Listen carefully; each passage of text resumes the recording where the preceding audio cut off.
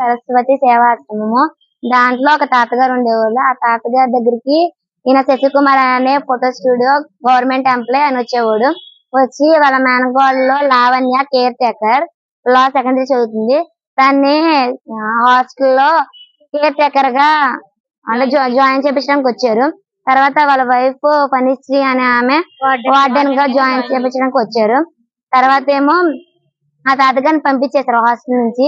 పంపించేసిన తర్వాత ఆయన వచ్చేసేసి అక్కడే ఉండిపోవడము, స్మోకింగ్ చేయడము, ఫోటో స్టూడియో అని చెప్పి నమ్మించడము, చిన్నపిల్లల్ని తీసుకెళ్లి బాపట్ల సైడ్ తీసుకెళ్లి ఒక బాయ్స్ హాస్టల్ తీసుకెళ్లి రూమ్ తీసుకొని పాడు చేయడము, బలవంతంగా వద్దు వద్దు అన్న చేతులు కట్టేసి మరి చేస్తున్నాడు. ఒప్పుకుంటేనేమో అలాగ అంటున్నాడు, ఒప్పుకోపోతేనేమో అదే చెంప మీద కొట్టేసేసి జుట్టు పీకేసేసి ఈడ్చుకొచ్చి మొక్కల దండ వేపిస్తున్నాడు నైట్. చిన్న చిన్న విషయాలకు కూడా సీరియస్ అయిపోతున్నాడు. ఏంటో మళ్ళీ ఏంటో మీ బాయ్ ఫ్రెండ్స్ ఉంటే చెప్పండి, అక్కడ తిప్పుతాను ఇక్కడ తిప్పుతాను, ఎదురుకున్న అపార్ట్మెంట్ లో రూమ్లు ఇస్తాను, ఆ రూమ్ లో పంపిస్తే ఈ రూమ్ లో పంపిస్తాను, పోలీసు వాళ్ళతో నేను మాట్లాడి చుట్టూరు కాపలా పెట్టిస్తాను, ఇష్టం ఉంటే చెప్పండి అదని చెప్పి అంటున్నాడు సార్. చాలా మిస్బిహేవియర్ గా చేస్తున్నాడు సార్. శశికుమార్ హాస్టల్ లో వెరిఫైర్ సార్.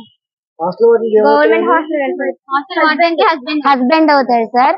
హాస్టల్ వార్డెన్ పనిశ్రీ, తనకి హస్బెండ్ తన second wife sir. First wife ఏమో మన స్టూడియోలో చేస్తే రఘుకుమారి, తన ఏంటో ఫోటో స్టూడియో చేస్తే, సెకండ్ వైఫ్ ఏమో పనిశ్రీ తన హాస్టల్ వార్డెన్ గా పెట్టాడు. వాళ్ళ హస్బెండ్ ఏంటో శశికుమార్, కేర్ టేకర్ అంటే లావణ్య వాళ్ళ మేనకోడలు సార్.